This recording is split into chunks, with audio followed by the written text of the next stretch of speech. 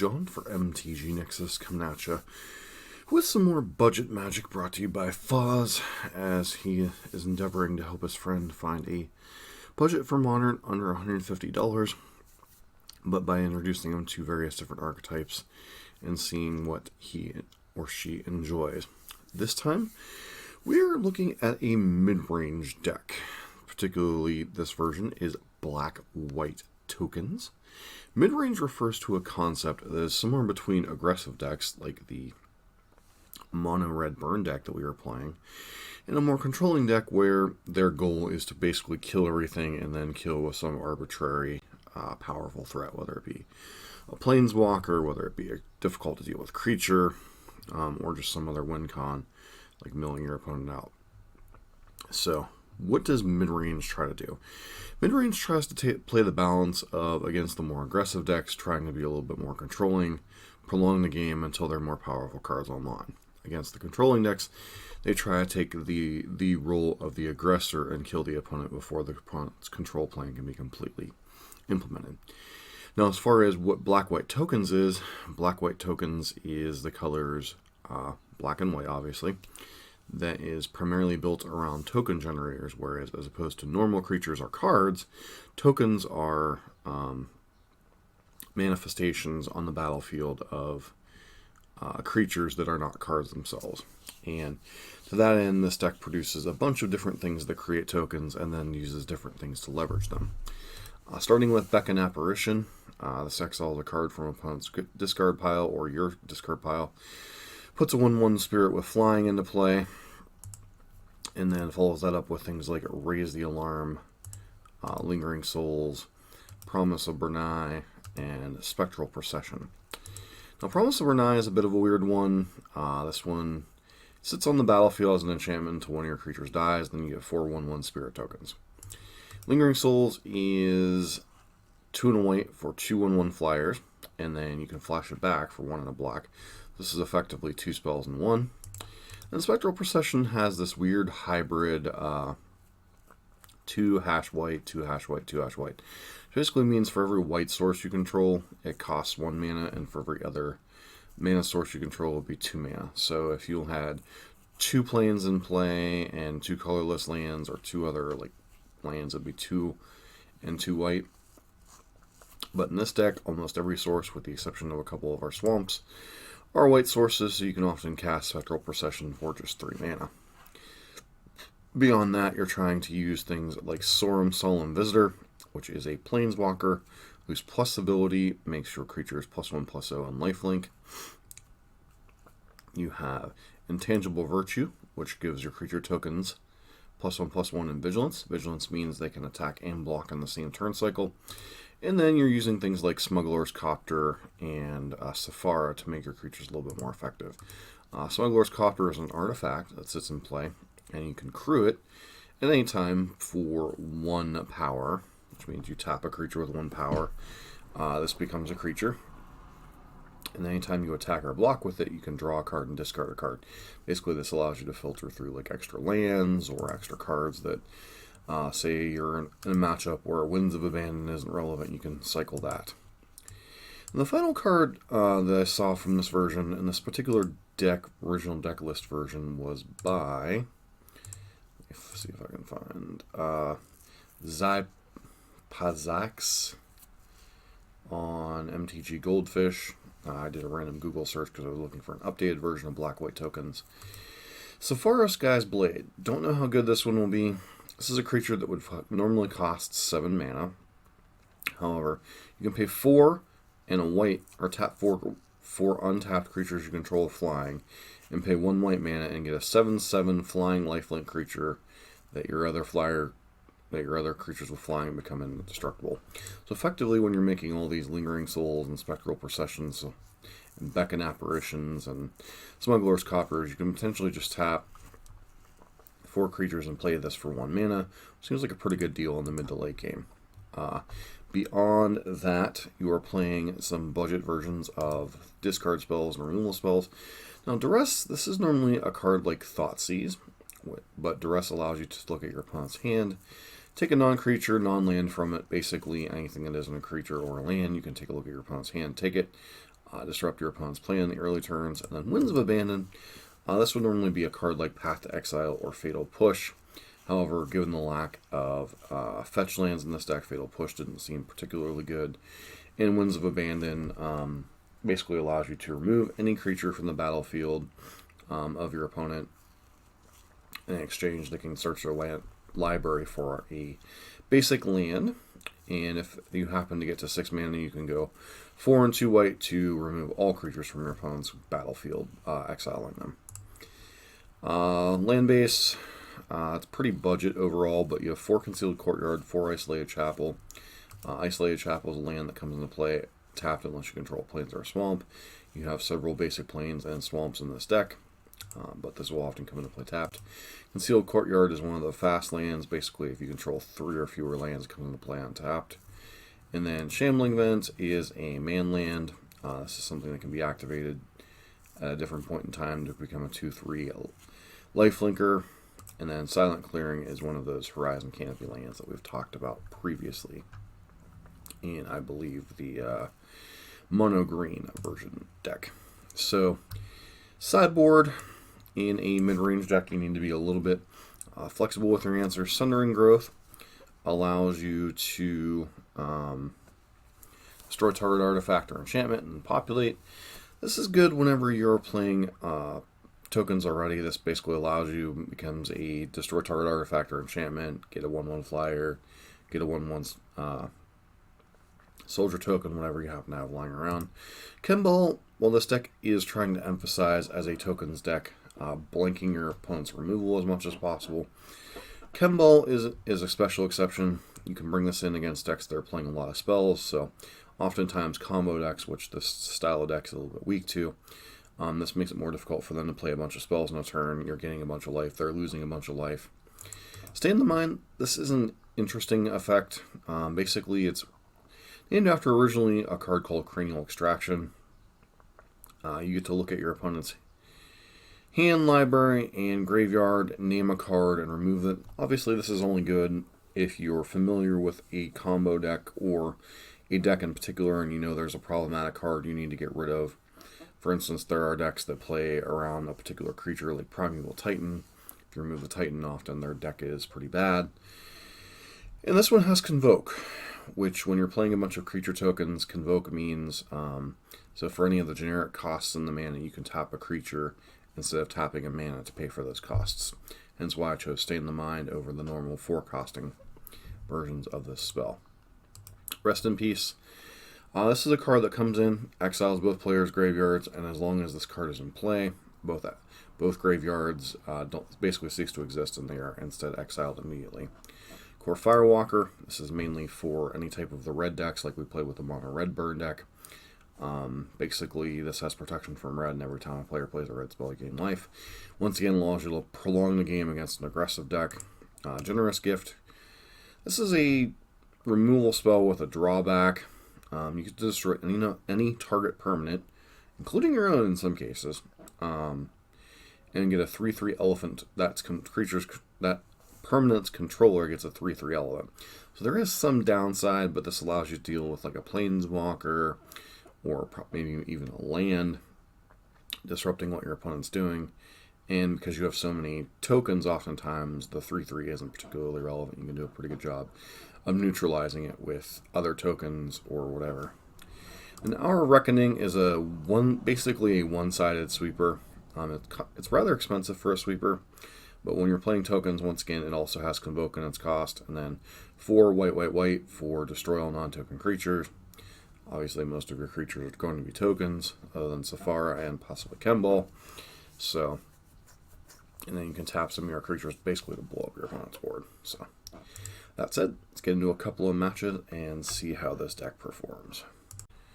Back here with match number 1 with budget black-white tokens. Looking at this hand, it's a little heavy on lands, but I think between a couple token generators and the ability to potentially cycle Silent Clearing, I'm much more willing to keep this hand. And we have the removal spell for any type of problematic creature our opponent could potentially have. So, okay. So, opponent plays an Overgrown Tomb and passes. We Get an Intangible Virtue, which isn't terrible, but not necessarily good here.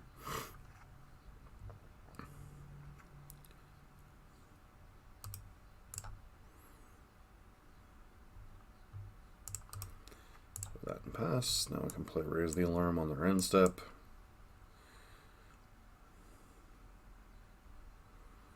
Their opponent plays like a Liliana or something here. Indeed they do. What do we pitch here? Pitch the Swamp, I guess.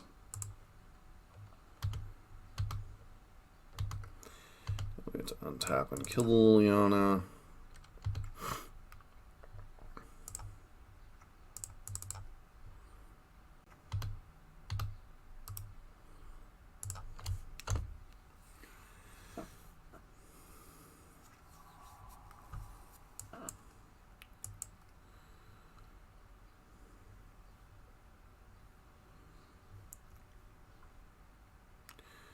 Opponent's at a bit of a disadvantage in these kind of matchups. I guess if they have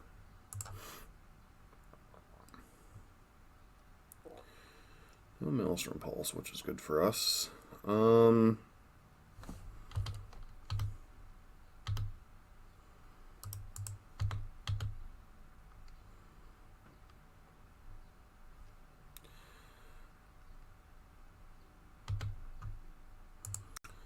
Okay.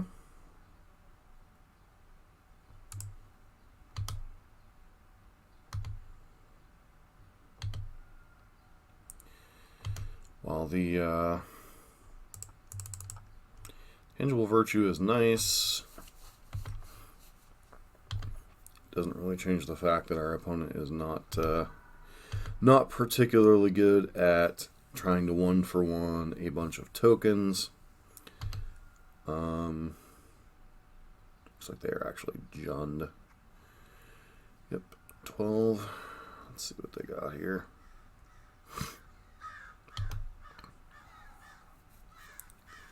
We'll probably end up taking Winds of Abandon here, be my guess.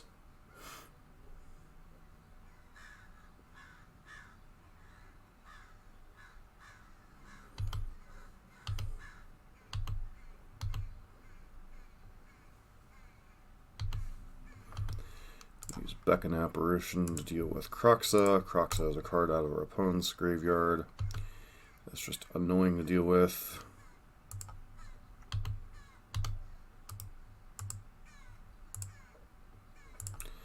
Attacking with our ground creatures, especially when we have flyers that are already putting them on a fairly quick clock.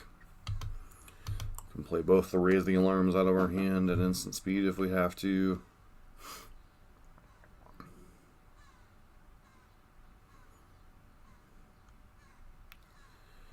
So our opponent's conceding, and they have. Alright. So, Jund. Jund is a deck that is another mid-range deck.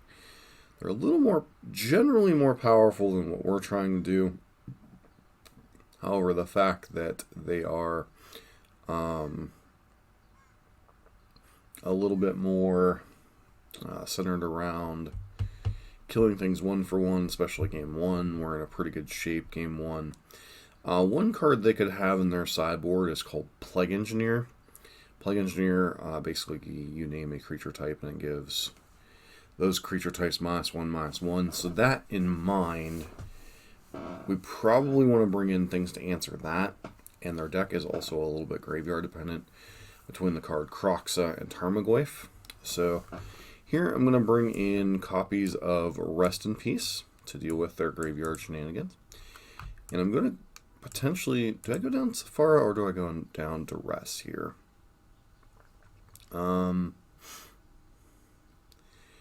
But either way, I want to bring in a couple copies of Generous Gift. Now, it's not good to give them creatures, obviously, but at the same time, we have to have answers to Plague Engineer.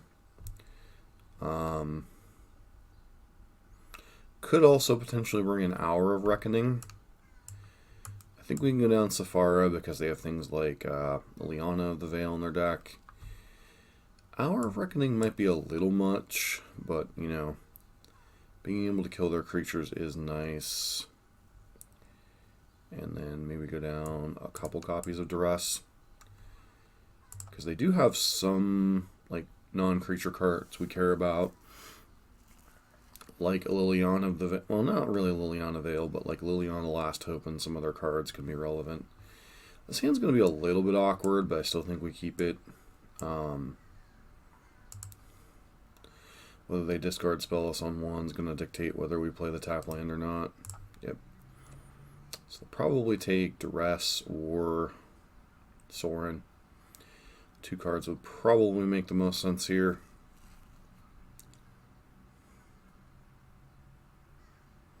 Gotta take Sorin because it's the most powerful. I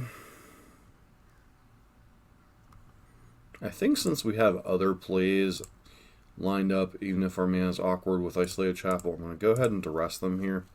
Some idea of what we're playing around. Ashiok, Liliana the Veil, and Kalidas.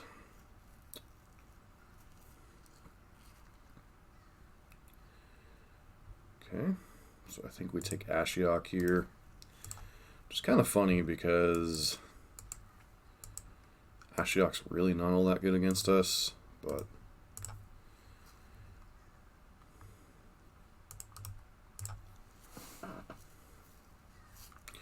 it's going to use Beckon Apparition to pressure the Liliana should they hit their third land drop, which of course they do.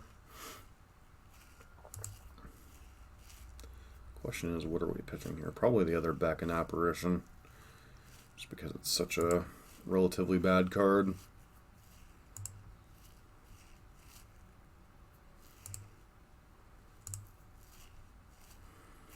I pitch the other Liliana.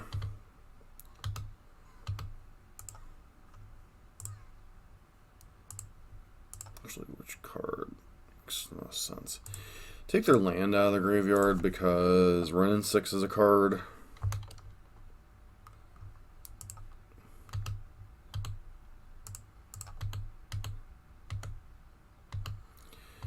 Let's go ahead and play Spectral Procession here. It's the most mana efficient play this turn.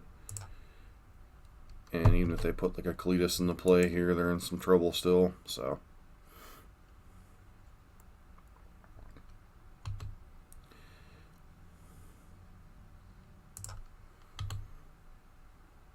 command.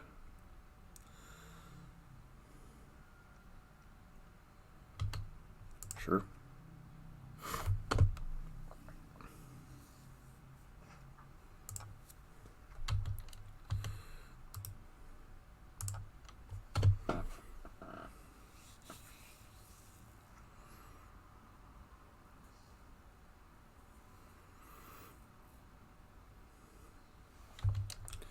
It's probably not going to even activate their Liliana here.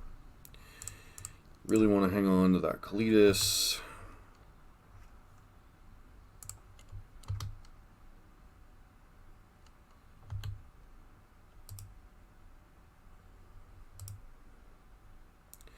Take everything at Liliana, just get it off the board.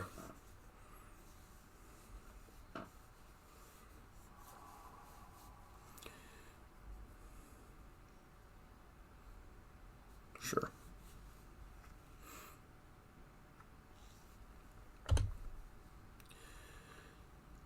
You want to draw an answer to that Kalidas, because it racing us can be a real thing.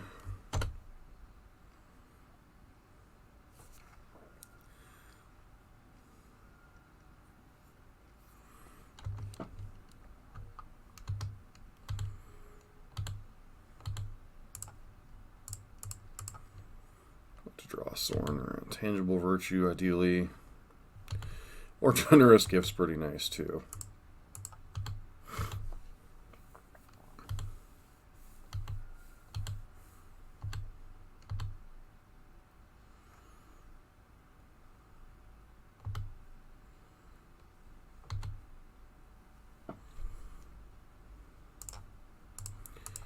Congratulations, you've had an elephant.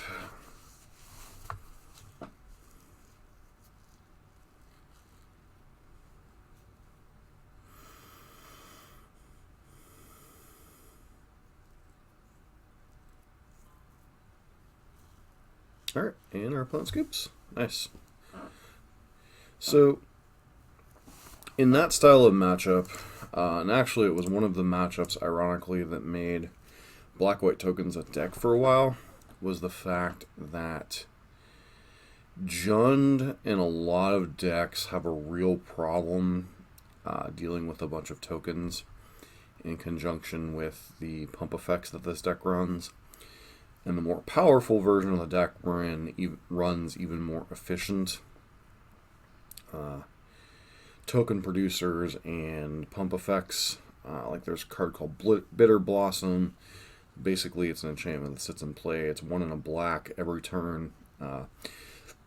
You put a 1/1 black fairy into play with flying, and you lose 1 life. And then you have ways to recoup life loss with Sorens and some other cards. So it's often not quite as big a thing. But yeah, our opponent here just kind of realized that they were going to get 1-for-1 into the ground, and this generous gift answered their Kalitas, which they were counting on Kalitas to kind of race us a little bit, gain the life back to them. So let's move on to the next match. Back here with our second match with budget black-white tokens. Be on the play.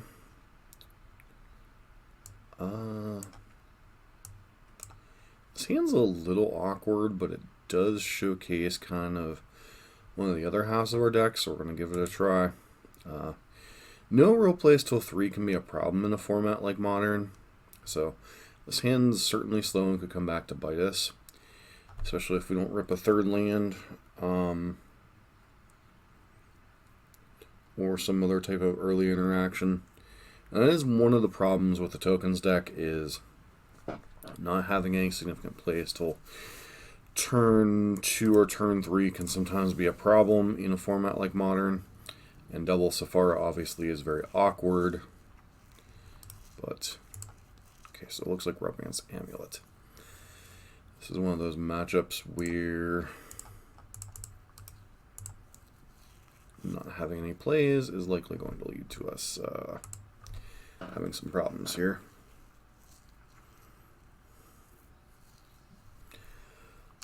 Yep.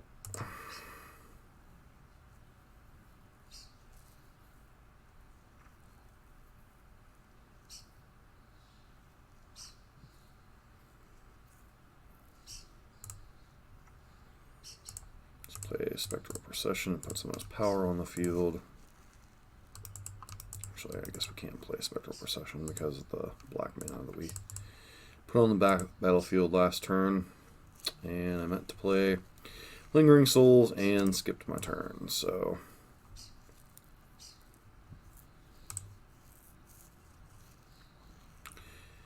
we should have 4 power on the battlefield right now, but I don't know in this particular matchup it's going to matter much.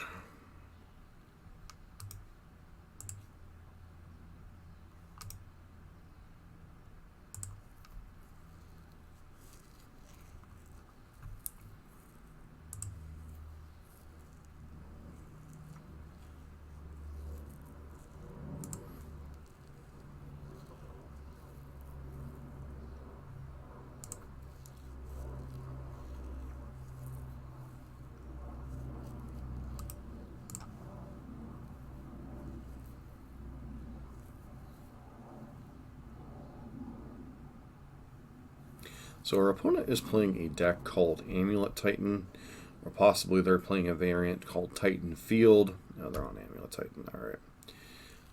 Their objective is to cast a card called Primeval Titan and do really broken things with it, with their lands, pretty much. Gonna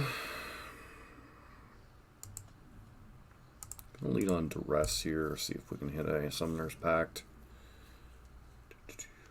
Okay, so they have 2 Summoner's Pacts and a Primeval Titan, so we're effectively dead here. I'm going to actually go ahead and concede because we can't beat a Resolved Primeval Titan with the way our game in hand are structured. Basically, we should have cast Lingering Souls last turn, attack them for 4, cast Spectral Procession. Next turn we can cast them for 10. But our opponent's got some stuff that just makes that difficult. So the card Stain the Mind is pretty good if we can get it off in an early enough situation. This is a card that can strip their Primeval Titans from their deck. And then some people like to bring in like Sundering Growth against Titan for their Amulet part of their deck, which was an one mana artifact that allows things to come into play untapped if they'd be tapped, which allows them to break that synergy of that one land that comes into play to tap for 2 mana. However, I don't think that's worth it. We could bring in a couple copies of Generous Gift, which I think I'm going to go ahead and do, because this answers a Titan and some others of their permanence without kind of getting us too much. We're going to go down Sephara here. I think Sephara is just a little too slow and a little more value oriented than we want to be in this game. And then Beckon Apparition often doesn't have a lot of targets, but I think we need the early. Do they put much in the graveyard? Not really. So I think we're going to get rid of a couple Beckon Apparitions here. Only really leaves us with Duress to interact with them in the early game. Ideally, our game is going to go like turn 1 Duress, turn 2 like Raise the Alarm, turn 3 Stain the Mind would be like our best draws. I still think we keep this hand. It's not fantastic, but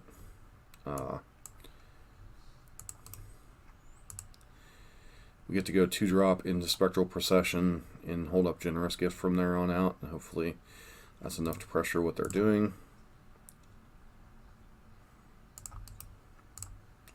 Make sure you play the tap land on one, since you oftentimes don't have tap lands to play. Yield until next end step. Raise the Alarm here on the end step.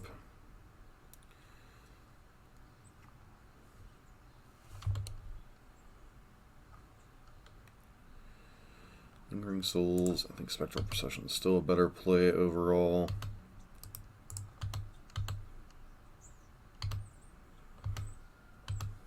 Now, if we had another 2-mana play in our hand, Souls plus some other thing to flash back next turn, I'd probably play Souls. But because it's Spectral Procession is just more mana efficient for more threats, I think you want to be mindful of your mana efficiency. Mana efficiency basically means you want to spend the most mana for the most value on a given turn. And Lingering Souls is 2 souls for 3 mana, whereas Spectral Procession, if you have 3 white sources, is 3 sources for 3 mana. Okay, what's our opponent got here? Okay. So the card that we are most scared out of our opponent is a card called Engineered Explosives. Duress. This will inform our decision a little bit better. Playing this untapped source here, because this allows us either Generous Gift or cast more Lingering Souls. See what's going on with our opponent's hand here. Summoner's Pact, Karn the Great Creator, and 2 Dryads. 2, 3, 4, 5. I think we take Karn here, question mark. The question is, do we think they left Engineered Explosives in their sideboard? If we do, then we take Karn here. If we don't, we can take Summoner's Pact, but then 2,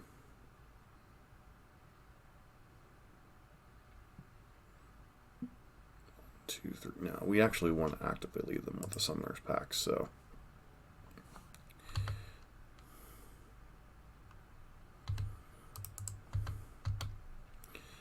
unlikely our opponent will block even a spirit or these human tokens here.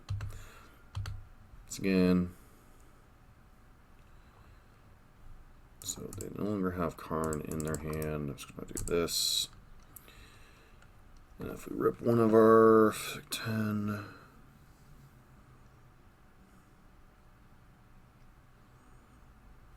here comes Dryad.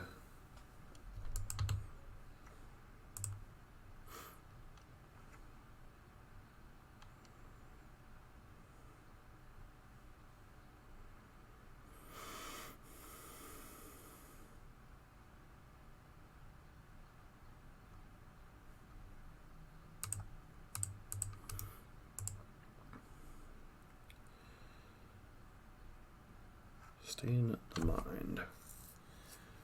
That seems like an excellent draw. Flashback Souls. Do this.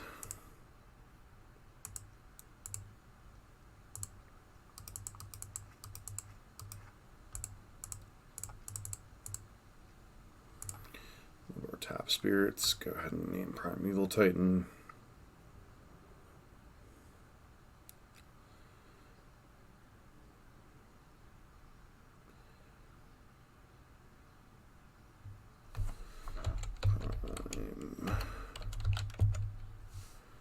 Titan, Tulare West, Summoner's Pact, and stuff.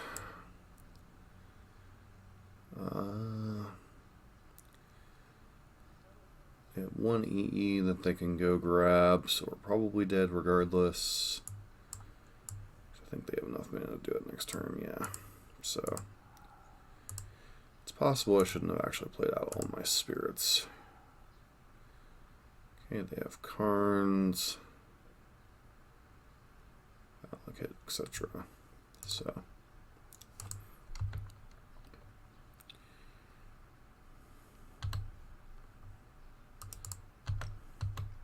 basically Engineered Explosives is going to be a one-sided sweeper for them, so sure.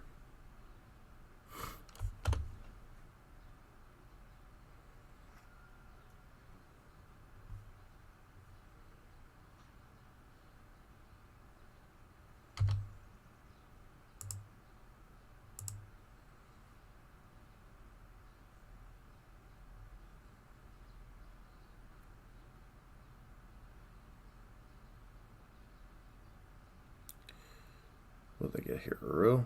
Reclamation Sage. Okay.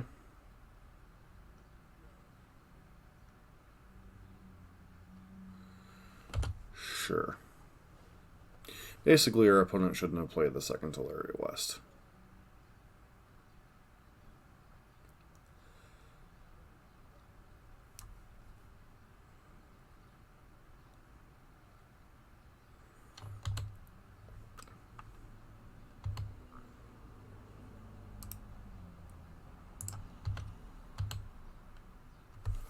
Alright, and I think our opponent realized they screwed up there. By playing that Tulare West, it has an ability called Transmute. And Transmute allows you to look at your deck and get an equivalent cast card. And since it's 0, and then Engineered Explosives has X in its mana cost, but its converted mana cost while it's in your deck is 0, they could have gotten that.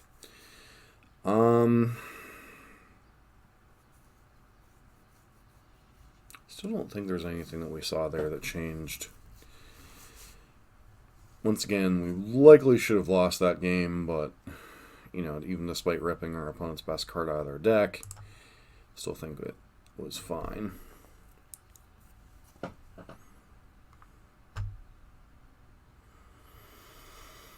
No lands. We can't keep this hand, even though it has a bunch of great cards. Stain the Mind, Duress, both pretty good. This hand is actively pretty bad, but I still think we keep it.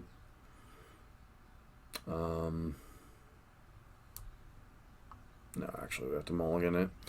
Spectral Procession would cost us 5 in this hand, so it's just not good. This hand is...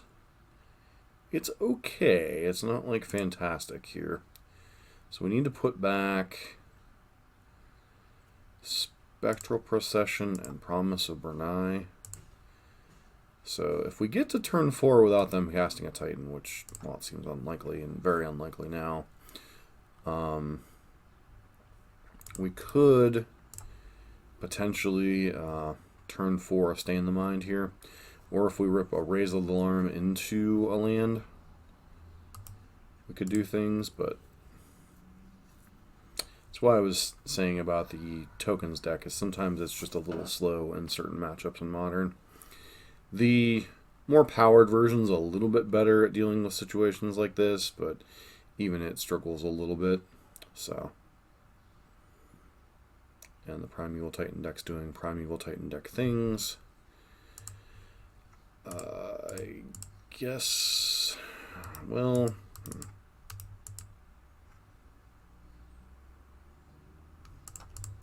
yeah, just play Copter. Could hold up back an Apparition here, which wouldn't do a whole lot in this spot. Looks like our opponent might actually be stuck on mana.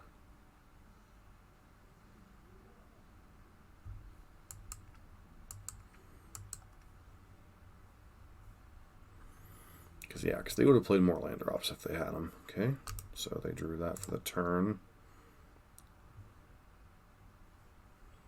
Sure. Come on, we just need a land. Land is good.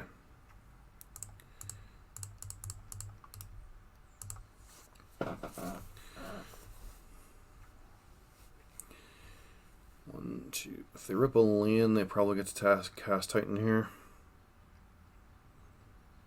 Karn, sure. Do they get EE?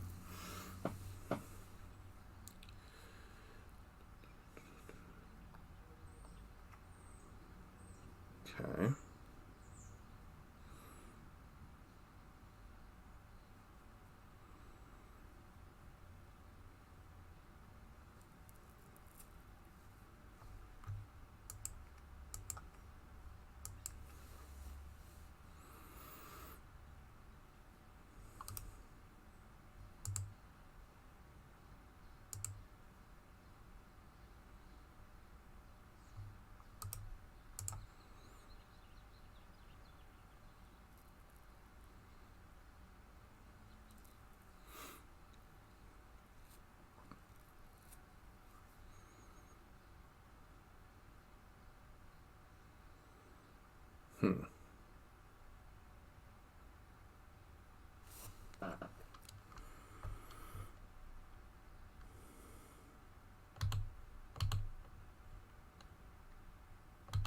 Opponent doesn't really know what their deck's doing, I don't think.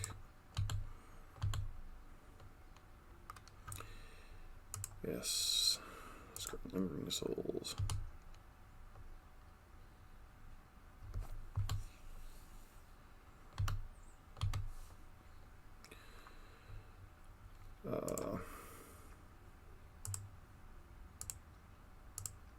So we're going to lose to an Engineered Explosives anyway.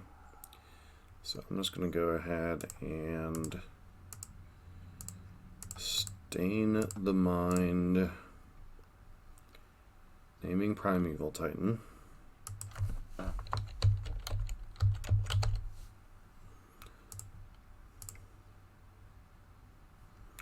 And is a Summoner's Pact.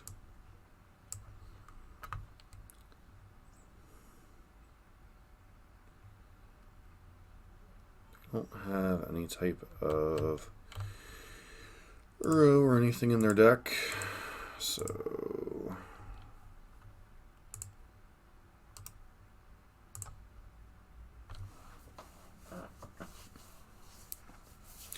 I actually should have left up a mana here. That way if our opponent goes and gets Engineered Explosives, then we could beckon Apparition to kill the Karn the Great Creator. Yep.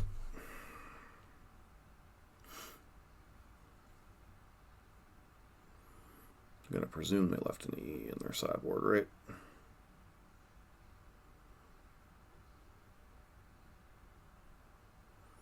Yep.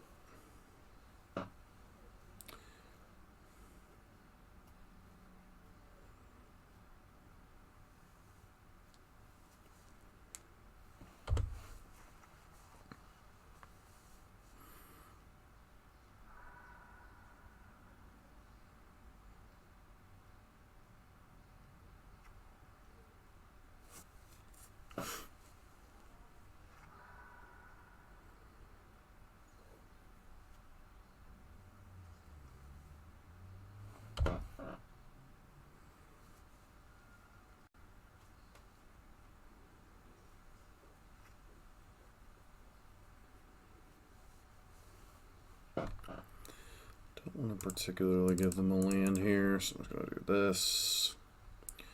Hold a Beckon Apparition for the end of turn.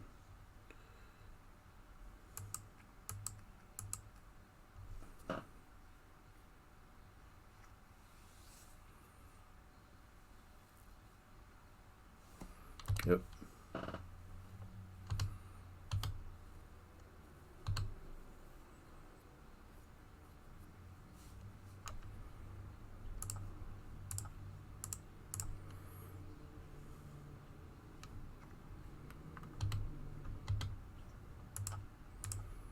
Go ahead and do this. Probably Super 9, gets us 4 1/1s. And even if our opponent plays a creature post-combat, sure-ish. I have currently 5 lands.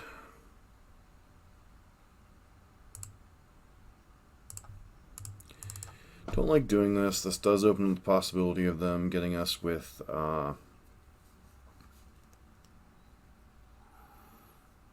Feel the Dead much more likely, but they just don't have the different lands, I guess.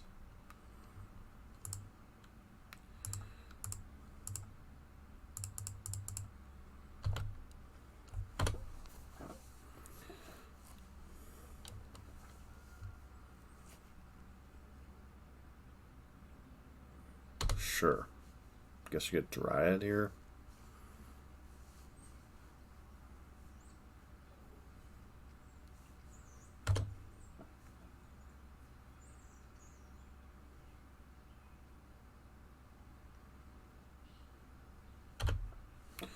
It's just a 10.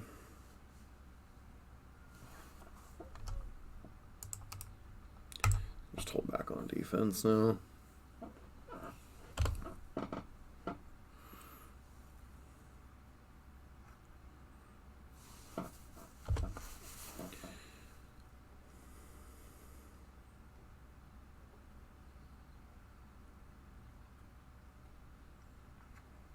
That's not particularly relevant here.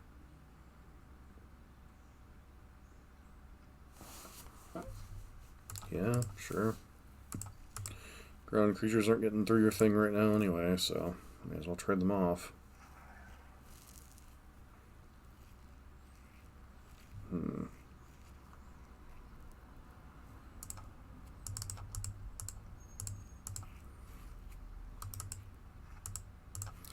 Now we have an interesting decision with Sorin here.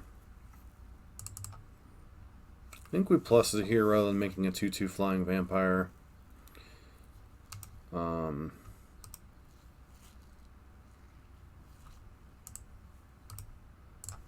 Takes all the information away from our opponent, but does make it more likely that we're able to Alright,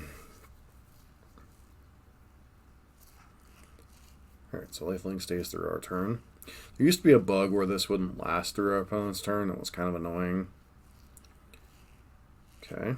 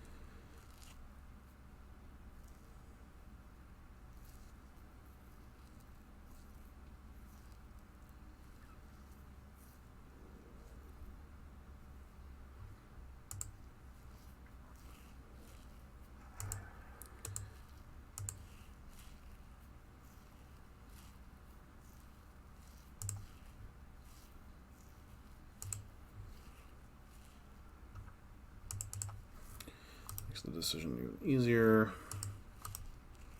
Ultimating the Sorin if they don't draw anything good next turn.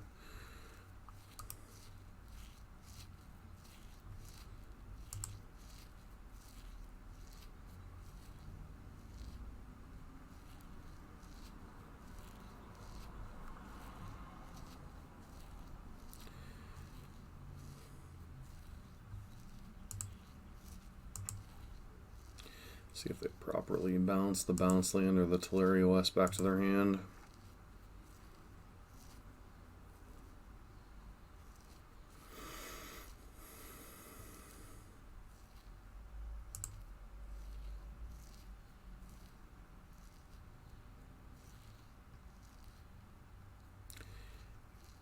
And you can't give a haste because you don't have Dryad. Oh, well, now we lose.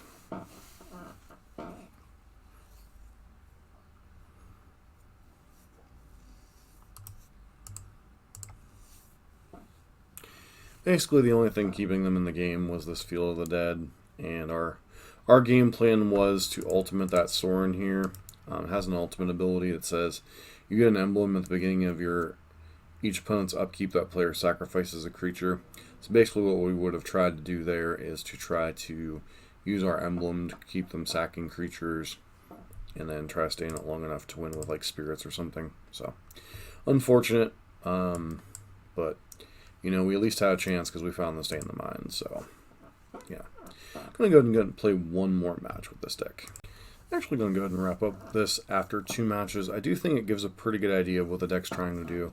Get tokens on the battlefield, pump them up, kill a couple of your opponent's creatures, win the game. The Primeval Titan deck was an example of a deck where we are definitely the aggressor. We definitely try to get our opponent dead before they get their Primeval Titan down, especially Game 1. Game 2, obviously, we have the abilities to bring in generous gifts and Stay in the Mines to kind of answer their things. But once again, we're still the aggressive deck because our opponent has something like Field of the Dead in their deck, which we saw start producing a bunch of zombies, enabling them to win the game. And the longer the game goes, against Jund, it's kind of debatable who's the beatdown and who's the control deck. I think in the end we're the control deck in that situation because Jund has to get us dead before our tokens kind of overwhelm them. So we're just trying to stay alive until our superior numbers of creatures just kind of overwhelm what they're doing. You know, but that's the thing with midrange is what you're doing in the situation can ebb and flow a lot within a game. You know, I was trying to look through different decks that were examples of tokens, but obviously tokens hasn't been particularly good in a while, but it is certainly a deck I think that people have forgotten about. Let's see, there we go. Wanted to pull up a different version. Port.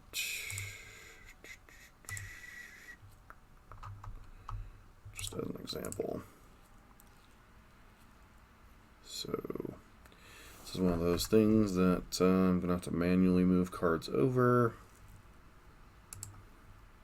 But get some idea of what a more powerful version of this deck looks like. Stay in the Mine goes in the sideboard. Ashiok Dreamrender goes in the sideboard. Burrington Forge Tender goes in the sideboard. Fatal Push. Coyote Usurper. Thoughtseize. One Ruined Halo. And a Partridge in a Pear Tree. 2 Rest in Peace. Sorry I'm doing this on camera, but I just wanted to give, and I don't really think Stony Silence is particularly relevant in the current meta. Not quite sure what they were trying to fight all these particular cards with. But, however, I do think the rest of this list is pretty up to date as to an example of what a more powerful version of this deck looks like. So, as I was saying, this deck would have a little bit more play in the 2-drop slot. You know, Tangible Virtue here, still a staple. Sorin, still a staple. Spectral Possession, Lingering Souls, still the key cards in the deck. One of the plays, Auriok Champion. This is a card that is mostly there for the aggressive decks. You know, pretty good against burn, pretty good against some other decks. Difficult to remove unless you have white-based removal. as no black or red removal can touch it, which is the vast majority of removal played in the format. The card Bitter Blossom, this is one I was talking about, also has the ability to create a token every turn, and then your discard spells get a little bit better. Instead of playing Duress, you're playing format staples Inquisition of Kozilek, which allows you to take a card 3 or less, and then Thoughtseize, which is the most powerful discard spell in Magic. Allows you to take any non-land card out of their hand. In exchange, you lose 2 life. For Path to Exile, this is the better version of Winds of Abandon, basically. Zealous Persecutions is a very swingy card. I'd actually forgotten about this one. Allows you to pump your team by +1/+1 and makes all your opponent's creatures smaller. So it's a more instant speed blowout, whereas Intangible Virtue and Sorin are a little bit more on the board. Kaya's Guile is a very flexible, powerful card, and then has like 4 different modes, including making a token. And Secure the Wastes is just an instant speed, make a bunch of tokens, pretty much. Mana base is a little bit different. You have access to fetch lands, and you don't have to run quite as many basics, and then you get access to all the duels. And then sideboard, you get a little bit wider variety of answers. These Stony Silences used to be a key part of white sideboard cards, but really there aren't that many activated artifacts anymore. But you get to have a bunch of different cards in your sideboard that are a little bit more effective and maybe narrow. Things like Kaya, things like Ashiok. A lot of these are just very powerful cards that are a little bit upgrades of what you're doing with the budget version. One thing I will say about the budget version is the premise is still there. You're still trying to put a bunch of bodies on the battlefield, pump them up, and kind of take over the game. The problem with a format like Modern is there are decks that can completely ignore what this deck's trying to do. Decks like the Amulet deck that we were playing against, decks like Tron. It's part of the reason why this deck kind of fell out of favor, because it actually can be pretty reasonable against the aggressive decks and pretty reasonable against other mid-range decks. It just can get outgunned by either the control decks or the ramp decks in the format. But if you're looking for a more mid-range deck, I would certainly recommend looking at tokens, as this is one of the more affordable entry points into the format for a mid-range deck. And I hope this gives the player that Foz is wanting these decks made for a better idea, and maybe some other viewers, a better idea of an entry point in the Modern format if you want to play a little bit more of a mid-range deck in the format. So, this has been John for MTG Nexus.